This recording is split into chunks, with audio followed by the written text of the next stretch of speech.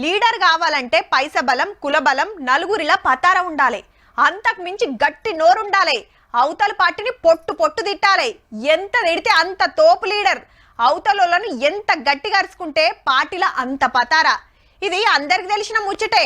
కానీ పార్టీల పదవులు రావాలన్నా అవతల నజర్ల పడాలన్నా ఇవి కాకుండా ఇంకోటి కూడా ఉండాలబ్బా. గదేందో గీసారి చెప్తాడు ఇనుండ్రి. మీరు కష్టపడి గెలిపించిన కాబట్టి ప్రేమ అభిమానంతో గెలిపించి కాబట్టి మా నరేంద్ర మోడీ గారు నన్ను ఇన్ని కేసులు 109 కేసులు అని చెప్పి నన్ను హోంమంత్రి చేశారు. అర్థమైందా? సార్ మీద ఎక్కువ కేసులు ఉన్నాయనే సెంటర్ మంత్రి పదవి వచ్చిందట. అది సుత హోంశాఖ సహాయ మంత్రి. నేను ఇప్పటివరకు ఎన్నిసార్లు జైలుకు పోయినా. 109 కేసులున్న వ్యక్తి కోర్టుకు వచ్చి ఎట్లా బతుకుతాడో ఒక్కసారి ఆలోచించండి. కరీంనగర్ జిల్లా కోర్టు బిల్డింగ్ లా డిజిటల్ లైబ్రరీ కోసం 15 లక్షలు సాంచినాయి సెంటర్ కి వెళ్ళి. గా పైకం పట్టుకొచ్చిండని లాయర్లంతా సన్మానం చేస్తే సారేమో కేసుల ముచ్చడి యాద్ చేసిండు. ఎక్కువ మటుకు కేసుల వాదనలు నడిచింది కోర్టులనే నటుల్లో.